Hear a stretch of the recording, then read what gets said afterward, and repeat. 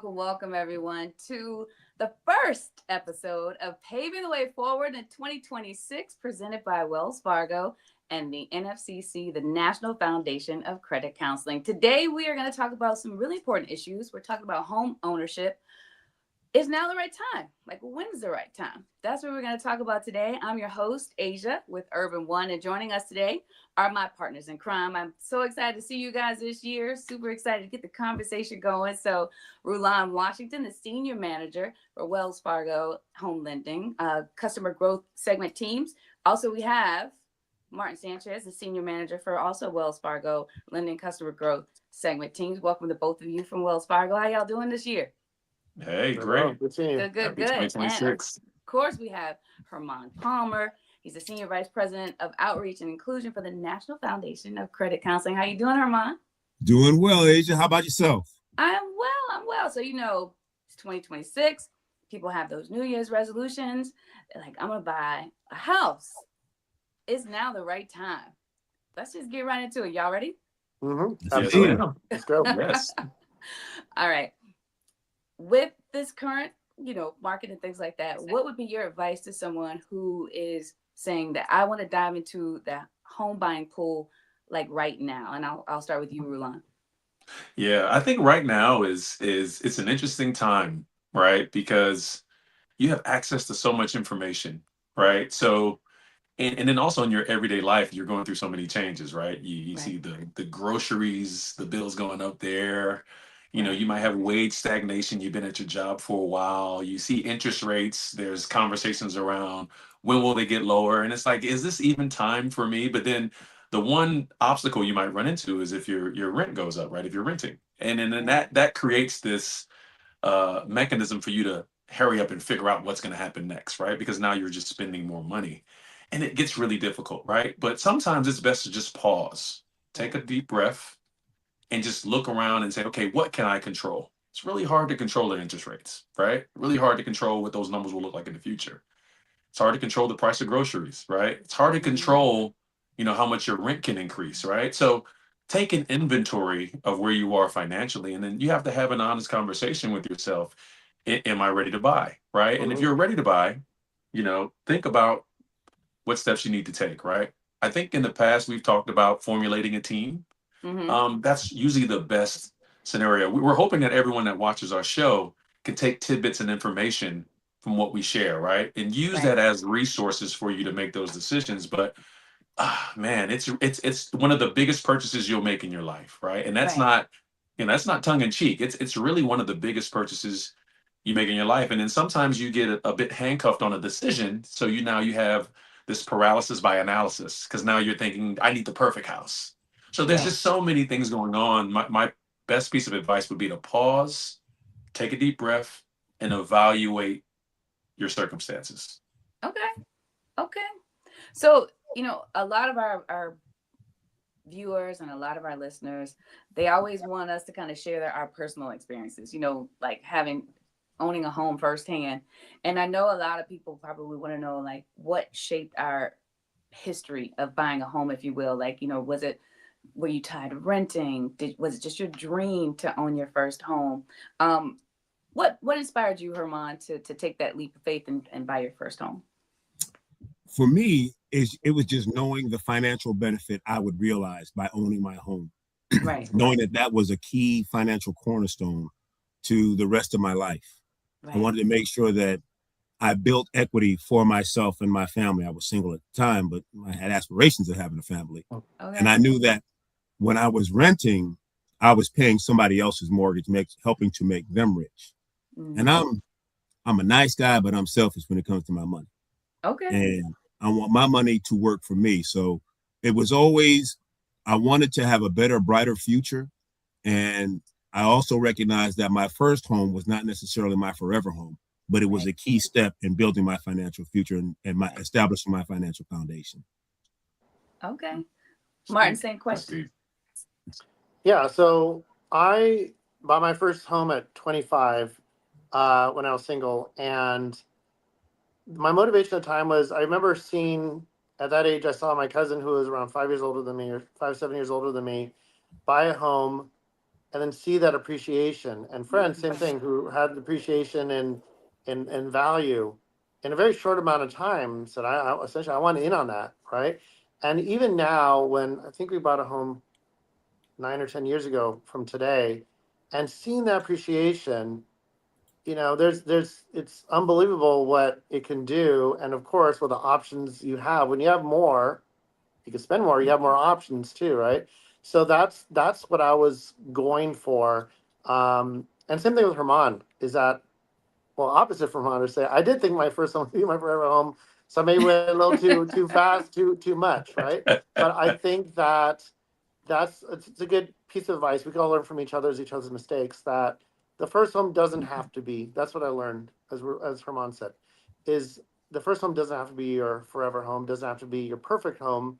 You could build that one up or move to another one. That's what I did. Right. Yeah, I bought my first home at 22 also, but it was nothing that I wanted to do personally. My father made me buy my house because the rent was just way too high. Yeah. He was like, Yeah. it's time, pull the cord. So I'm glad I took the leap of faith.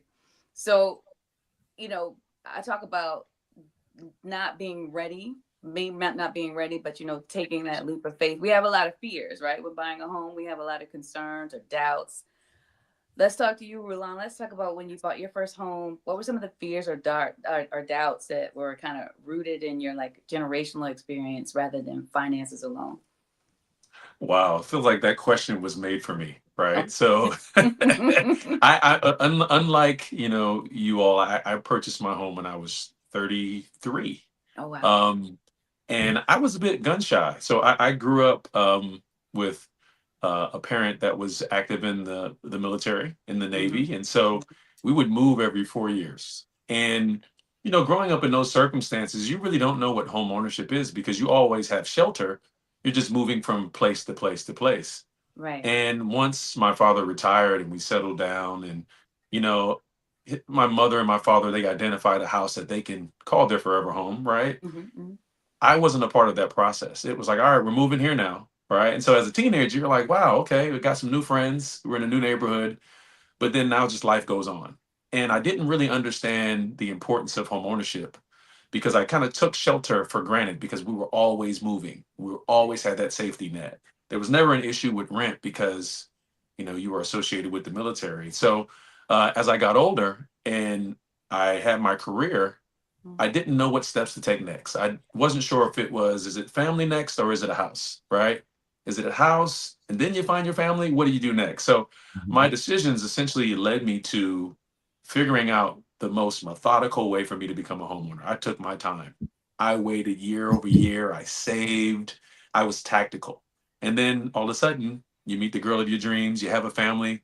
And now it's like, all right, the place I'm renting is not big enough. So we have to move now. So a part of my background in the way that I saw housing had to shift because now it's a family that I need to provide shelter for, right?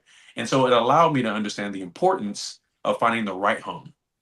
And so my experience allowed me to understand to be tactful, to be able to budget, manage my money, so that way I'm in a comfortable situation because I feel like I moved into my forever home, right? Okay. But then I also look at my parents, and my mother's from a small portion outside of Charleston, South Carolina, North Charleston, South Carolina, which is, she still has family members that might live in certain areas where they're still paying rent, right? And it's like, they don't understand the home ownership journey. And so I have to take that past experience, that trauma that my family might have, and create a new legacy for my daughter.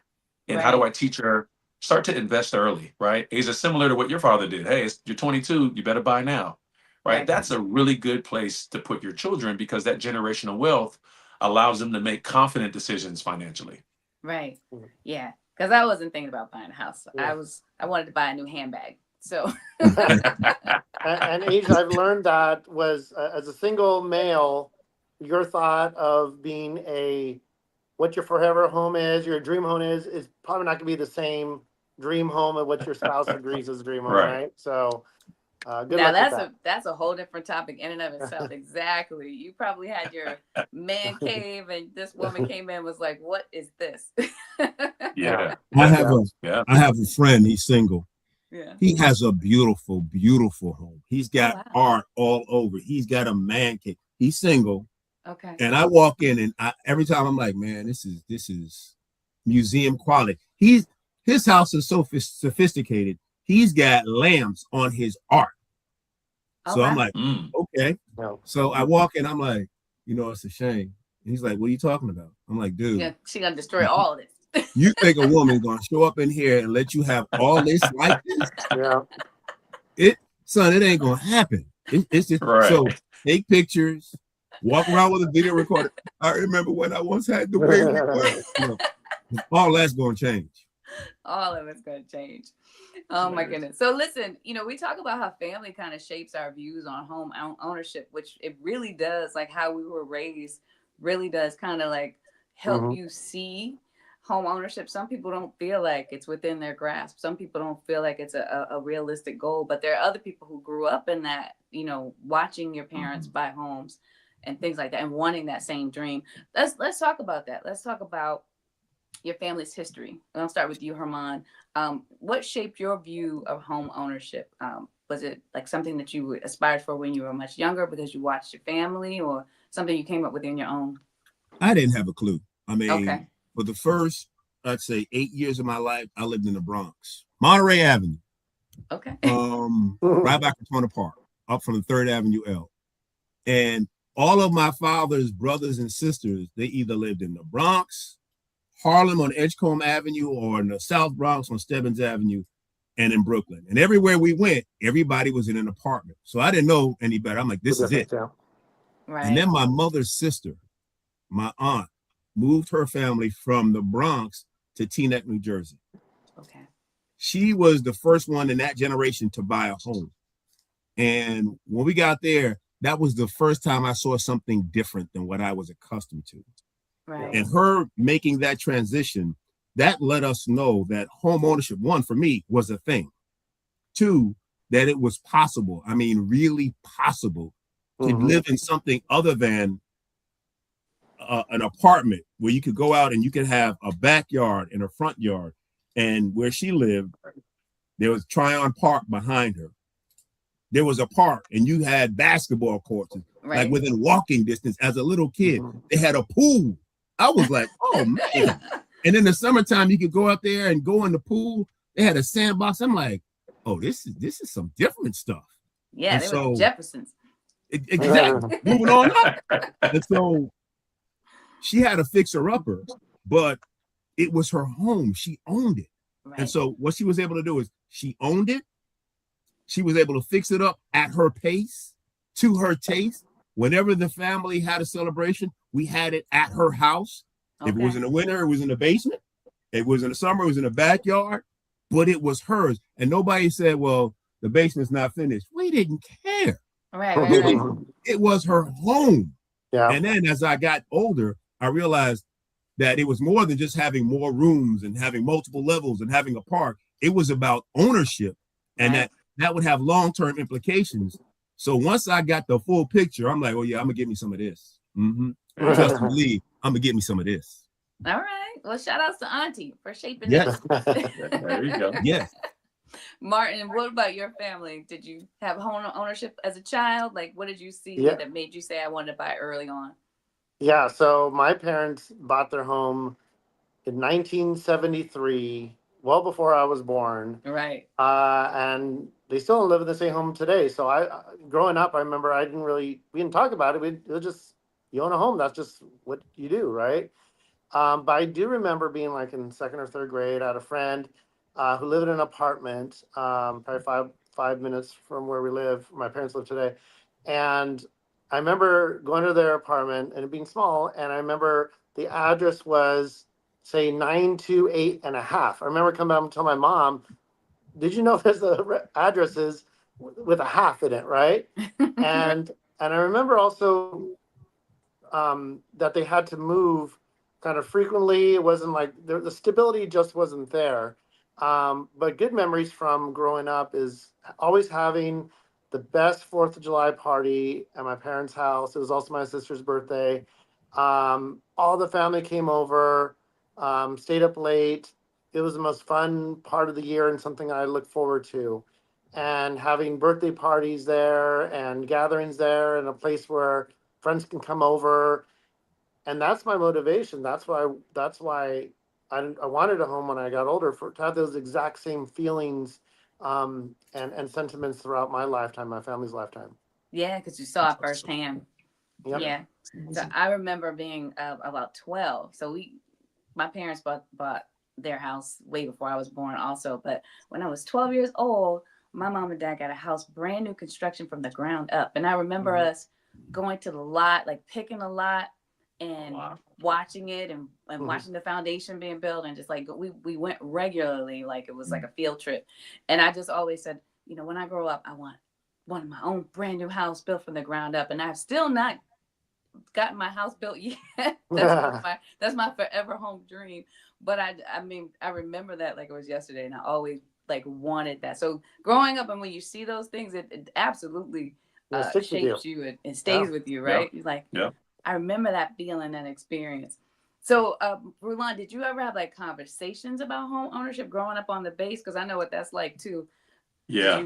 Did you ever have like conversations growing up about, hey, why don't we have a house, or just about, hey, did your parents point you in the direction like you should be buying a home? Talk to us a little bit about that.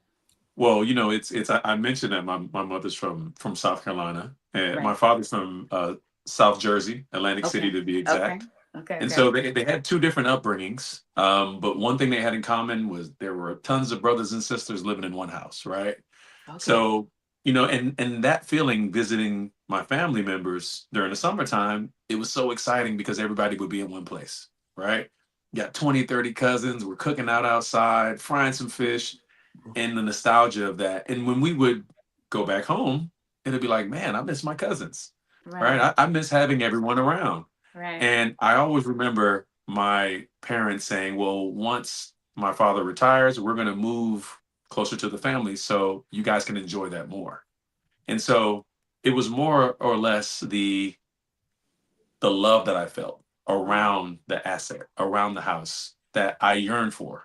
Yeah. And so, you know, to Martin's point, those experiences shape the way that you view home ownership, right? Because it can either go in one or two ways. It could be trauma around home ownership, right? Where, you know, someone unfortunately might lose a home and then there might be hesitation to ever get in.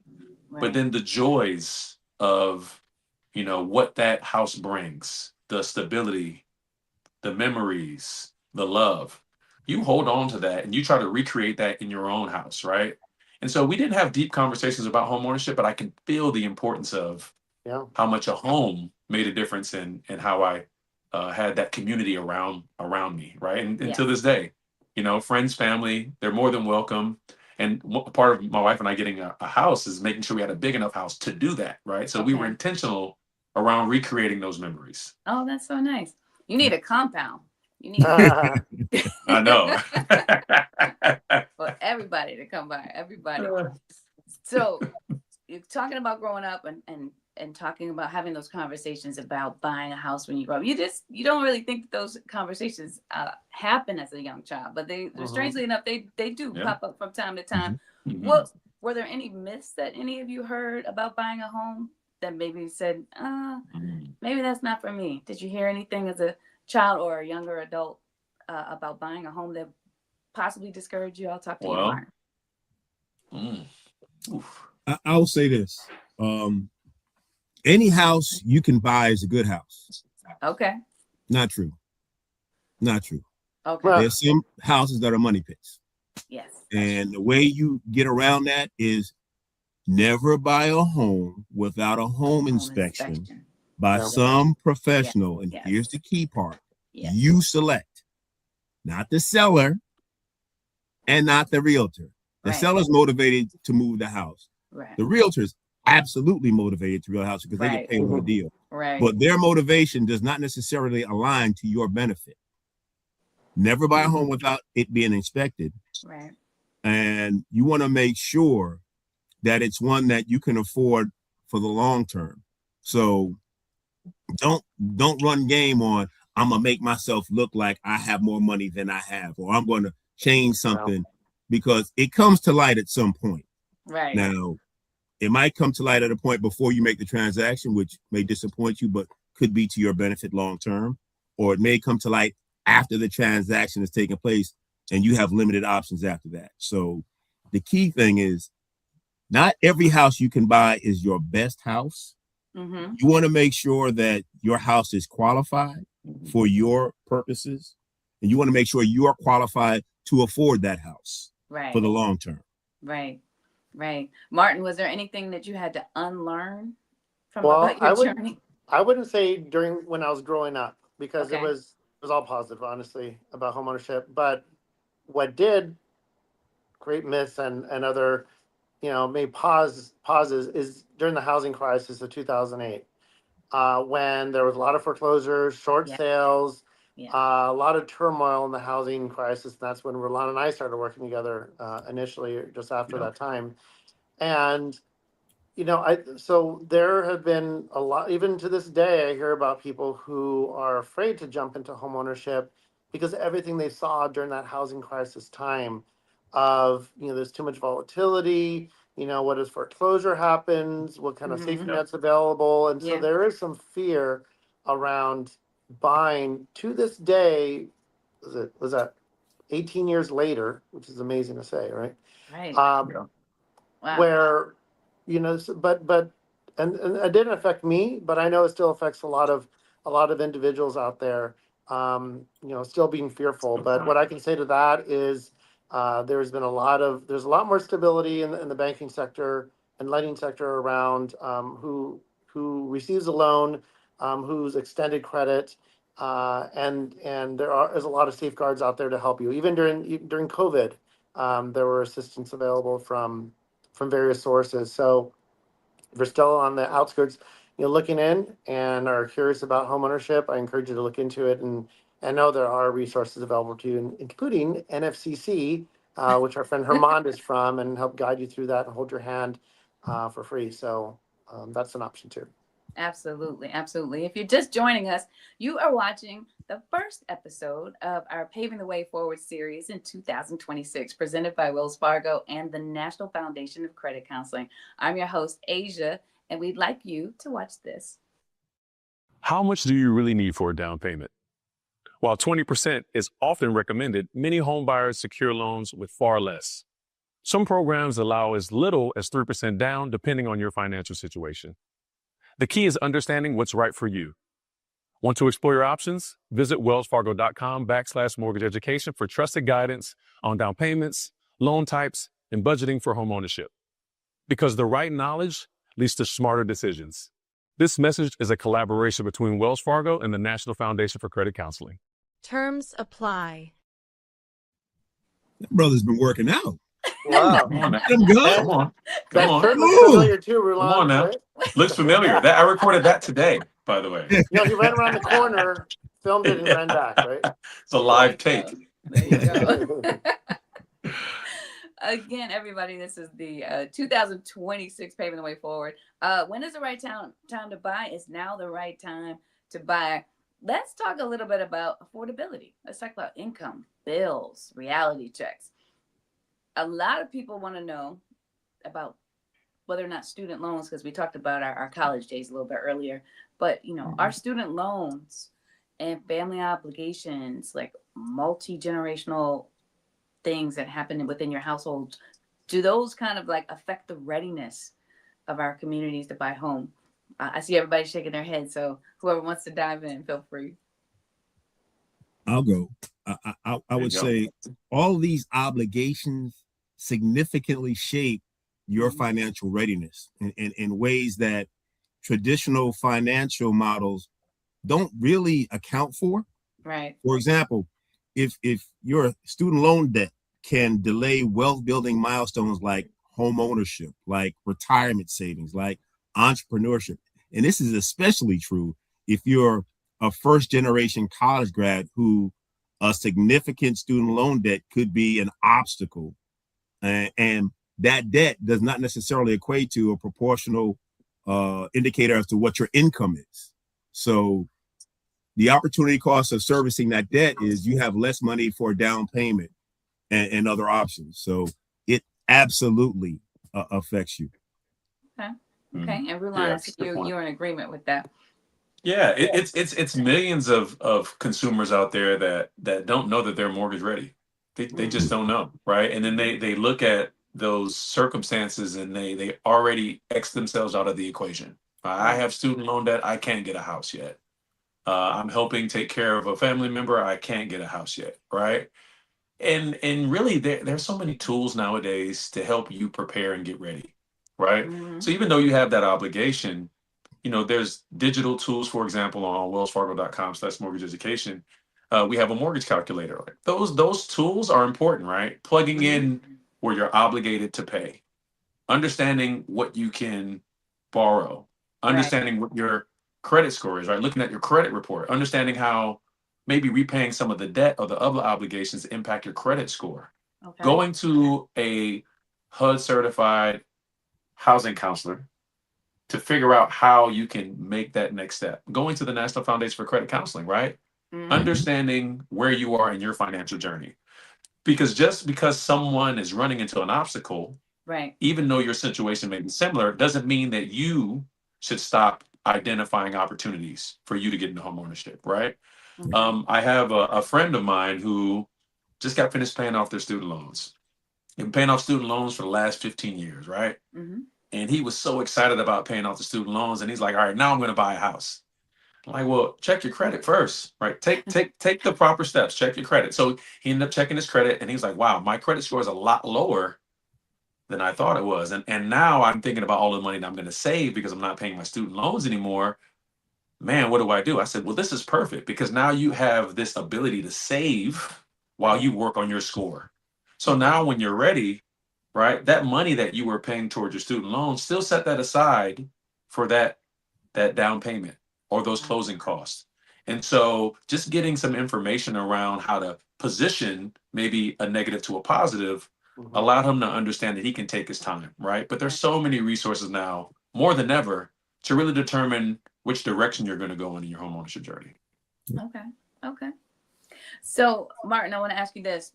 What trade-offs did you personally have to make to afford buying your first home? And asking your same self that today, were your trade-ins worth it? Yeah.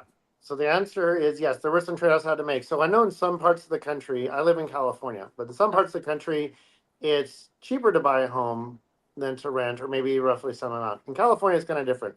Well, back when I purchased at least, it was more expensive to purchase than to rent. And that meant a higher percentage of my paycheck had to go towards mortgage compared to what it was a month before with rent. So I had to sacrifice more. That meant I had to not dine out as much. I had to cook more food at home. I had to, not go out as much. But that's a trade-off that I was worth making, and I don't regret that.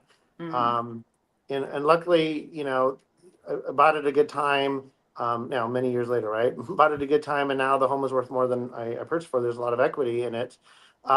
Nevertheless, it's tough in the beginning sometimes because it is a shock. The initial payment, especially if it's more than what you're paying for rent, but absolutely it's worth it.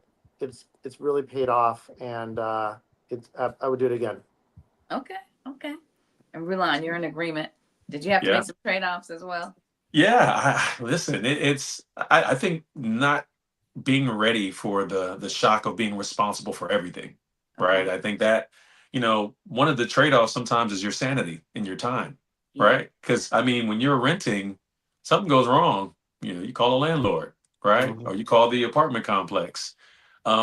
And at that point, you're like, all right, well, I don't really own this thing. So if I got to move when my lease is up, I'll just move somewhere else, right? Right. But when it's yours, you care, right? You care. You see one shingle in the yard, you're like, oh, do I got to repair my roof? Right? You start to react and try to figure out. So, it's one of those situations where you own this thing now and it's yours, right? So now you are being more aware of the importance of managing this asset, right? It's sort of a situation where if there's deferred maintenance, right? Like, how do you figure out what you do as a homeowner now? And, to Martin's point, the budgeting, the making sure that you're prepared. And then also, if you're paying property taxes, right, or your homeowner's insurance, those can be volatile too, right? So as you're budgeting, you got to think every year, well, this might go up. And you can't control some of that stuff, right? You can't control if your property tax bill goes up, right? No. Or if your insurance company chooses to go in a different direction and no longer provides policies in your area. You know, you got to shop for your insurance. Or if your condo Right. Yeah, So choices. there's a ton of different things. So I think, you know, it's worth it though. Yes. It's worth it. It's worth it because now it's going to be yours at some point. It's yours. It's your asset. You can pass it down. You can leverage it. It's yours. So the trade-offs are worth it. And Rulon, you still mow your own lawn, right? I still mow my own. Look, don't judge I me. do too. I still mow my own grass. And you know what? I get a sense of accomplishment after I finish mowing that grass. Now, I may have lost 10 pounds from sweating before, but it's worth it. It is worth it. Is it a push mower or is it a driver mower? Well, so everybody says that I should get a driving mower, but sometimes this is the part about being a homeowner that I love. Sometimes you can get away from everything when you're mowing that lawn for about an hour. So it's You can okay. kinda, So that I want to just give you your props if it was a push okay, mower. all right. Little manual labor. Driving is Yeah. Little manual labor. Yeah. Here's the thing. Rulon lives in Florida and there's snakes in Florida. So that would hasten my transition to that riding mower real quick. And I would have a scatter gun in my lap in case boom, not today. And keep on getting up. Just in case, right? Just in case. That's funny. For me, I would say my focus was on my long-term priority. And that meant that I had to have fewer toys like CDs, stereo components. I wasn't riding fancy cars, fewer nights hanging out with the fellas, fewer vacations and trips. And those, because those were all short-term goals. And then at a certain point, I knew that I realized it was important and more beneficial to me to sacrifice those minimal short-term gains for my long-term gain, to prepare to achieve success. Now, here's something else. I know the dating game. It's been a long time, decades. But a lot of time, you know, some ladies be like, well, if he don't take me to such and such a place, he's just not worth me. Okay, that might be true. But if that brother is working toward a goal, if that individual is working toward, look, I can't take you here. I'm not going to take you to Burger King and treat you like royalty. We might go to something else. It's not Ruth's Chris, but it's still nice. As long as he's working toward her or she's working toward a goal, that's cool. Yeah, you all right, because you might be in that house talking about, I'd like some lemonade, please, while you watch him cutting your grass. Okay. Understand. I totally get it. But you know what? For me, it was just the opposite. So when I told you about my house at 22, I was paying almost $2,400 a month in rent because I was in New England, super high, and I went from $2,400 to $600 a month. Whoa! There you go. Come on now. Yeah. So for me, I was like, woohoo! You know, it was a very freeing experience. I mean, I know not everybody's situation is going to be the same, but for those who will see that significant difference between paying a high rent versus, you know, paying mortgage. I know, but even now in today's climate here in the DMV, rents are sky high.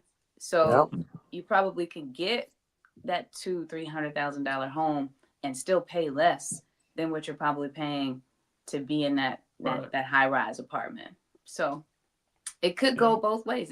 You may not have to trade off anything. It may just be to your benefit. And you know what I mean? Absolutely. And we're not tax professionals, so we're not going to get too deep into this, but there's also maybe a tax benefit or tax deduction with your mortgage interest you pay every year. It is. And you don't get that with rentals when you're renting. So you don't. Anytime you can deny Uncle Sam or Aunt Iris some money legally, take it legally. Let's make that clear, Herman, right? Legally. I said that legally in case any government folk are listening. I said legally. Right. That's right. No funny stuff. I don't look good in stripes. So let's talk about buyers having that realistic approach to affordability, kind of without feeling discouraged by, you know, the naysayers or like you said, Martin, other people sharing their horror stories of 2008. What's a realistic approach? And I'll start with you, Martin. realistic approach to becoming a homeowner? For like understanding affordability without feeling the discouragement that you get from the naysayers and other people like that. Yeah, so I would say the first thing is go to family or friends who are homeowners. Get it from a real life person Okay. who's experienced it, who's someone you trust, and someone you feel like you can ask. And Roland and I, all of us have shared stories of good memories of childhood, and how a lot of that ties back to homeownership, and how you want to give that to your children if you have children, um, and have a place to have parties and gatherings and Christmas or Thanksgiving or whatever you celebrate, and be there. And that's what we want, right? Have that sentiment Right. within. So I would say approach someone who has had that experience, who's someone you trust. And then this is a really good plug for NFCC, National Foundation for Credit Counseling, where Herman works. And they will help you along the way. Because I know a lot of this may be daunting to many, all the different steps, and, look for a lender, look for a realtor, look for a home, and what's right, and inspections, and all these different terms. And what's wonderful about NFCC is they will hold your hand all along the way, figure out if you're ready, when you're ready, help you with the steps, and it's free. So can't get better than that. Nope. There you go. Nope. Thank you, Mark. There you go. You got that plug. They keep And tell plugging them Herman sent you, not me. That's Herman right. sent you. Yeah. Absolutely. Absolutely. So can I answer one thing? Can I say one thing? Please. I really want people to not get caught up in keeping up with the Joneses. Yes. So here's the thing. Temptations, the Mighty Temptations, Right. had a song in the 1960s. Don't let the Joneses get you down. And it went like this. I'm going to hit you with the golden pipes. Here we go. Okay. One of them said, Joneses got a new car today. Then what you should say, hooray for the Joneses. Your car might be old, but remember, it never fails to get you where you want to go. And Eddie Kendricks would come in and say, you better leave, Joneses alone. One more time, you better leave, the Joneses alone. So here's what I'm saying. Okay. You need to understand the headlines that don't necessarily reflect your unique situation. Mm-hmm. Take stock of where you are financially. Okay. What are your strengths, your opportunities, weaknesses, and threats of your financial situation? And once you have a clear picture of where you are, you can put together a plan that addresses your threats and weaknesses in a way that positions you for long-term financial success. The Joneses are going to be the Joneses. We worried about you. Okay. And so focus on what you are and put together your plan. Put together your plan. A budget is a financial plan that gets you from where you are to where you want to be. And thank you, Martin. The thing about the NFCC, and what we'll do is we'll take you in. We'll look at your picture, and we will craft a plan tailored to you to address your weaknesses, to stave off those threats. But we'll do it in a non-judgment way so that you feel comfortable, so that you feel appreciated, but most importantly, so you feel empowered and entitled to pursue your dreams. So don't worry about the Joneses. Come in and tap into the resources that are available to you and live the life you deserve. And Herman, that hits differently now in 2026 with social media, because people are really trying to keep up with everything and everybody they see on social media. So that's it. Yeah, I think you need to remake that song. Sorry, I had to hit you with the golden pipe. All right, man. Sounded good. You did a good job. Yeah, you got to remake that for current day. Yes. Okay. So after getting that amazing song, Roland, it's gonna be hard to follow. But what advice? What advice you give first generation buyers who feel kind of like they're behind financially? Because I know you had even touched on that yourself personally. What's your advice to them? Yeah, I do. I got a song for that. No, let me stop. Okay. So what's interesting, and there's a stat that's out that the median age as of today for first-time homebuyers is 40 years old. Okay. Right. So about 15 or 20 years ago, that age was 33. Mhm. And then the early 90s, that age was 29. Mhm. So as you can see, people are waiting longer to get into home ownership. And I think there's so much information out there that can deter someone. And there's a ton of information out there that can make someone rush into getting Mm-hmm. into home ownership. Right. Understand where you are in your individual journey. And we keep referencing these resources. There's a reason, right? Right. Right. To understand where you are financially. A nonprofit organization that's right there for you, we'll just drop a name. How about the National Foundation for Credit Counseling? Oh, I never heard Right? of them before. Yeah. Well, they're a Yeah. great organization, by the way. And and the reason why we don't just plug the NFCC because we have a great relationship with them. We know that that process works. Right. And so as someone's getting started, especially if this is your first time, understand where you are financially. Right. Understand what you can afford, understand what your budget is, understand what your credit score is, right? Because as you listen to the noise, you're going to start to see other people's success and failures and then compare yourself Mm-hmm. to their journey. Right. You got to figure out what your journey is before you talk to a lender, right? Understand where you are financially. It's always good to work with a housing counselor. It's always good if you do have a bank account with your financial institution to inquire, ask questions, be bold, be confident, be courageous, Mm-hmm. set goals, right? I Right. want to be a homeowner by 2027, right? And try to see if you can attain that goal. Do all of the work that's necessary to get there. Because as I mentioned with that stat, 40 years old, right? At that point, you probably have your career set, you have your family growing, and now you're waiting to get into home ownership. There's nothing wrong with that number. But if you are able to get that sooner, get into that opportunity sooner for home ownership, don't wait. Don't wait, right? Because we don't know what the home values will look like in the future. We don't know what the interest rates will look like in the future. But if you find something that's ready for you and you have everything ready financially, you have your team around you, you're prepared, take the leap. It's worth it. Okay. Once again, if you're just joining us, you are watching the first episode of Paving the Way Forward in 2026. It's presented by Wells Fargo and the National Foundation of Credit Counseling. To learn more about the home buying process, please visit wellsfargo.com/mortgage education for a better life beyond debt. Visit nfcc.org, and we'll be back with a conversation after this.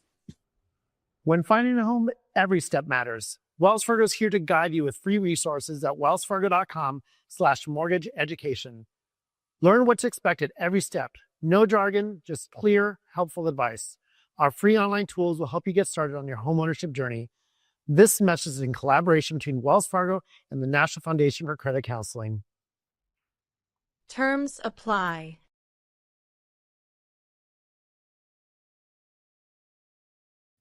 I think I know Okay. him.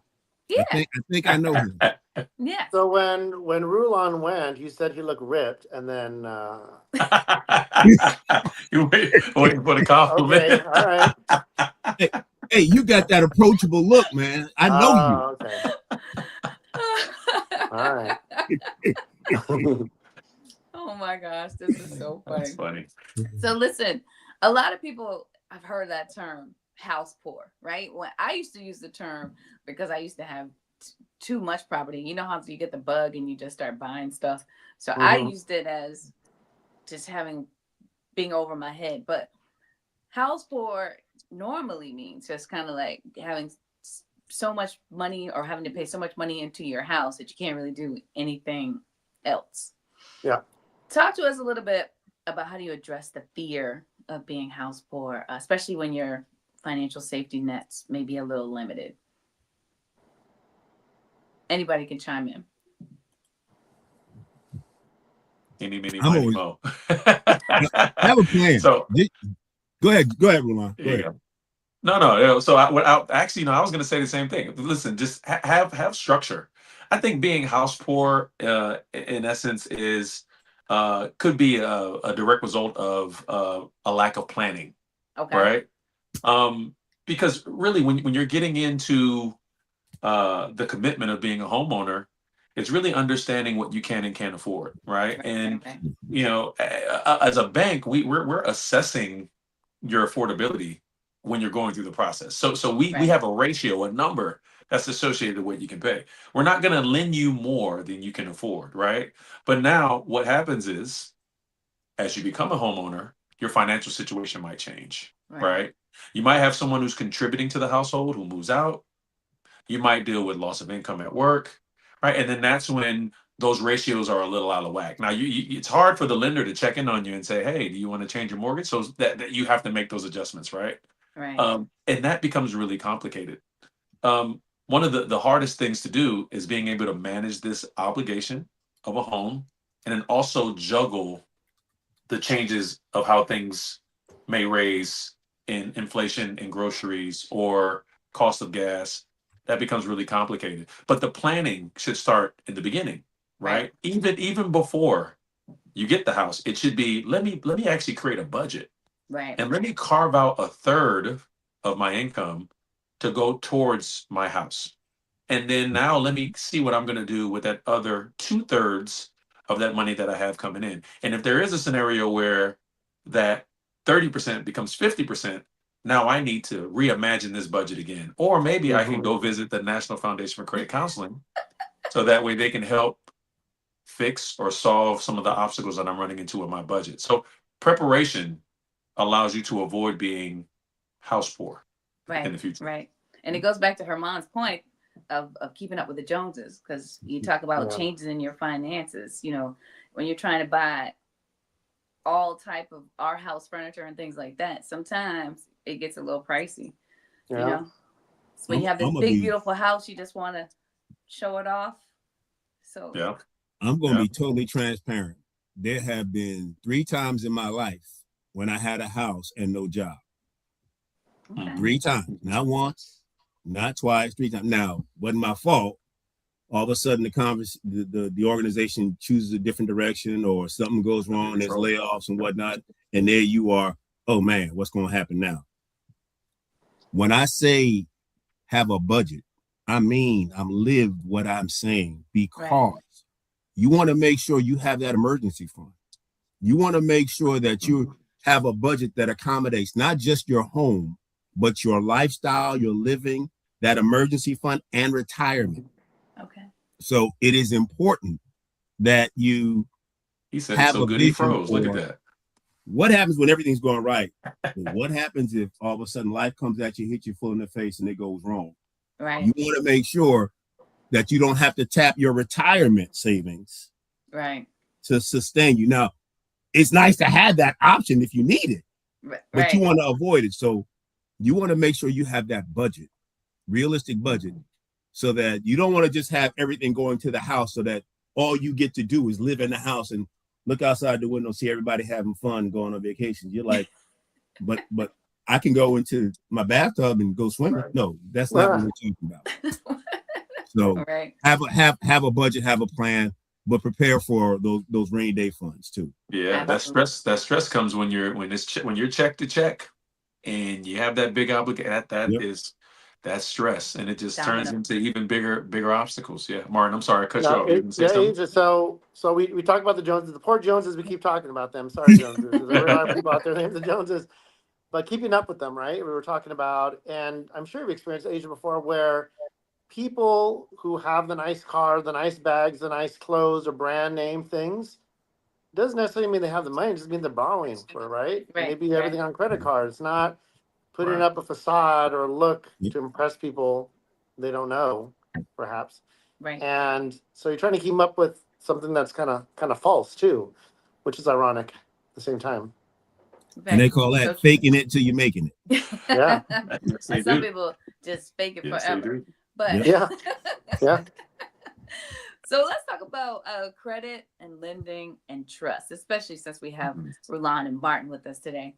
You know, how do past negative experiences with financial institutions kind of impact your trust with the whole mortgage process? I'm sure you've got a lot of great stories when you have those people sitting across from you.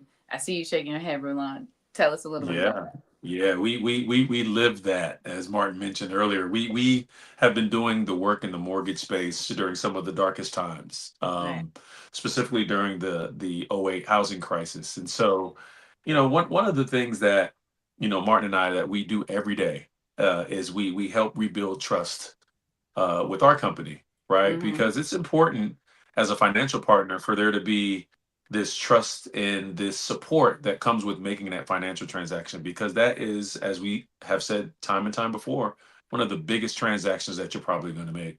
Right. As of today, there's so many regulatory safeguards in place that it allows for a safer process for someone becoming a homeowner. Mhm. Some may feel that it might be a bit strenuous, all right, because it's always these checks and balances in place, but it's for a reason, right? Okay. It's to make sure that we're protecting consumers, making sure that that process is easy, that it's safe, and that we're no longer in a scenario that we were in 15, 16, 17, 18 years ago. And a lot of that means that the past trauma with mortgage, we also have to do things like this Paving the Way Forward platform, where we can share our unique experiences and talk about how it feels to become a homeowner, Right. some of the struggles with saving, right? Because I think the transparency creates the familiarity. And then Right. that way, we're working at this together. One Right. of the biggest myths that mortgage companies faced over the years, specifically after the housing crisis, is that if someone gets behind on their mortgage, that the mortgage company can't wait for that person to lose that home or foreclose, right? But we've said time and time again, especially on this platform, that everyone loses when someone loses that home, Right. right? Everyone loses. The community loses. You as a homeowner, you losing that asset. As a company, we lose money. So Mhm. it's a lose, lose, lose. So there's an importance for us to create more of a deeper relationship. So as you're working with your financial institution, ask questions, right? Get the best understanding of what value they bring to you as a financial partner. Don't feel forced in making any decisions, right? Because Okay. we're essentially that. We are a financial partner. And you did talk about myths, and we talked about the housing crisis in 2008. But one of the things that I kept hearing in '08 was, the warnings about predatory lending back then. I don't know if you Mhm. remember that. So we do have a question that came in that asks, what are some of the warning signs buyers should watch out for to avoid predatory or harmful lending practices? Mhm.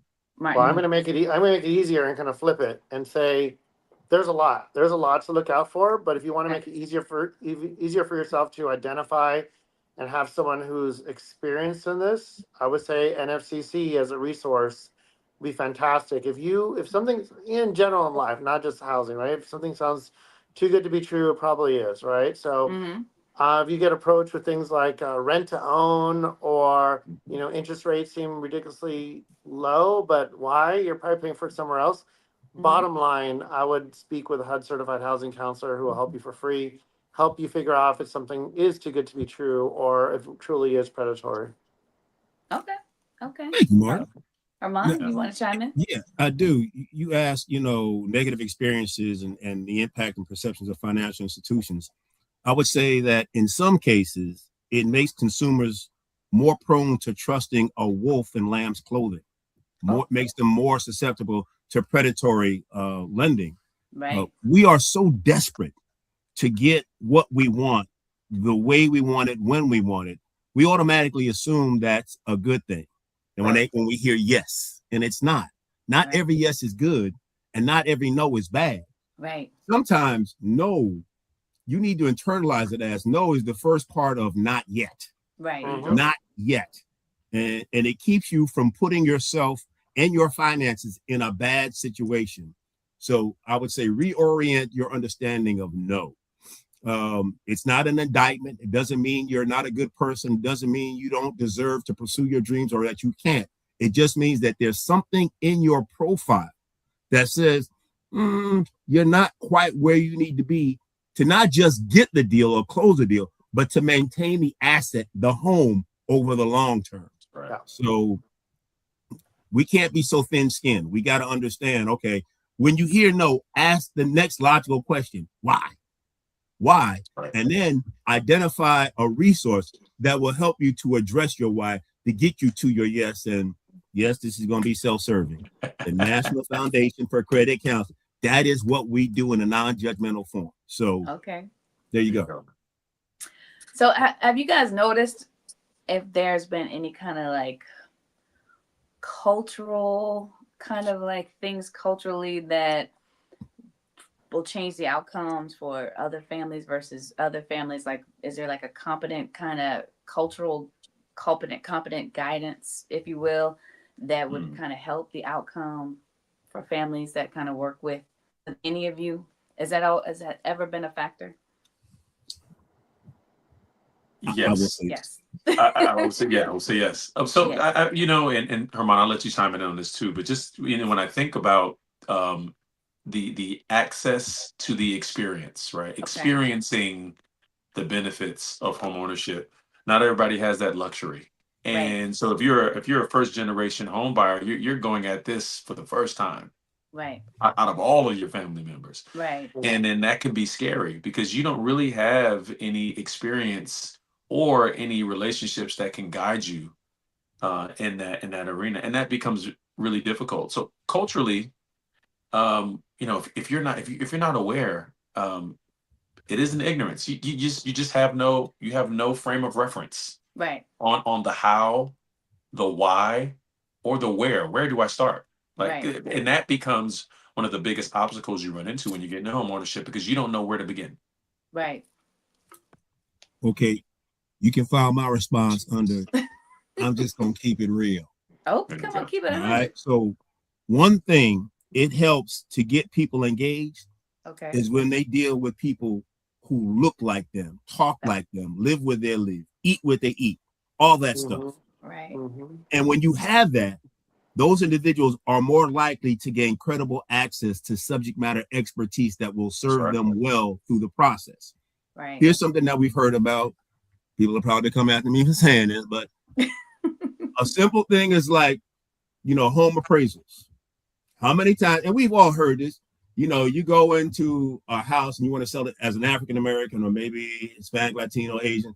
Okay, you're going to have to take them ethnic pictures down and all that Yes. cultural, all those signs down, because when the appraiser comes in, automatically they're going to give you a haircut, whether you Right. want it or not. Right. Whereas if it's somebody from your community, they appreciate the value, you're not going to get that haircut. You're going to get fair market value. Right. That's real. Very true. And so we just got to be aware of it and manage it. Right. So having someone who you feel comfortable with, who can deal with you with a cultural competence, makes you more comfortable and therefore more likely to engage, to get the subject matter expertise that will allow you to make an informed decision that benefits your outcome. Absolutely. Absolutely. And so we're gonna close with this last question. What role did credit education or counseling play in your home journey to ownership? I see that big smile on your face, Rulon. We'll start with you. Well, I had to figure out how to save money. That Okay. was the biggest thing. It was like, how do I save? Right. And I got introduced to housing counseling on accident. Okay. And one of the things and I'm still on the board with the organization that helped me get into home ownership. It was a simple solution that I couldn't think of myself. I needed a trusted resource, a valuable resource to help me get there.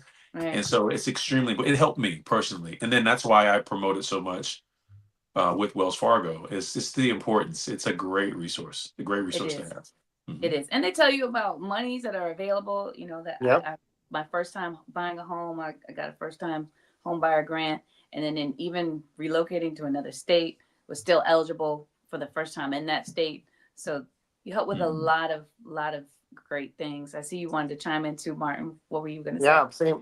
You stole my answer there. My first experience with the housing council agency was helping me know about down payment assistance program. My first home, I qualified for something called a mortgage credit certificate program, which is sort of similar to down payment assistance, so but spread out differently. And that was my first, kind of interaction with them, and it was very useful and powerful, and helped me pay my mortgage every month too. There you go. And that's why you're here today, helping other people. As always, time flies when we're having a good time, guys. Time is up. People, of course, are sending us questions. We're not going to do that this year in 2026, y'all. Y'all going to start sending us questions ahead of time. But that just means we have to open up the floor and have another conversation at a later date. Thank you so much, Herman from the National Foundation of Credit Counseling, for joining us today. Rulon, again, from Wells Fargo, the East region. Martin from Wells Fargo, the West region. Again, guys, we want to thank you guys so much for chiming in. Remember to definitely, if you're looking for a way to change your life, or if you want to learn more about the home buying process, please, please, please make sure you visit wellsfargo.com/mortgage education. And if you want to have a better life beyond your dreams and beyond debt, visit nfcc.org. I've been so pleased and honored to be your host today. You can follow me at Always Ask Asia on Facebook, Instagram, Twitter, and TikTok. Again, I'm Asia with Urban One, and we leave you today with this. Buying a home is a major milestone, but it starts long before the search begins. Understanding your credit, managing your debt, and setting a realistic budget are key parts of the journey. That's where credit counseling comes in. Through the National Foundation for Credit Counseling, certified nonprofit counselors provide personalized support to help you take control of your finances and prepare for responsible homeownership. There's no pressure, no hidden costs, just trusted guidance. You'll learn how lenders view your credit, what you can afford, and how to improve your financial profile so when you're ready to buy, you're truly ready. Before you find the right home, find the right path. Start with the National Foundation for Credit Counseling.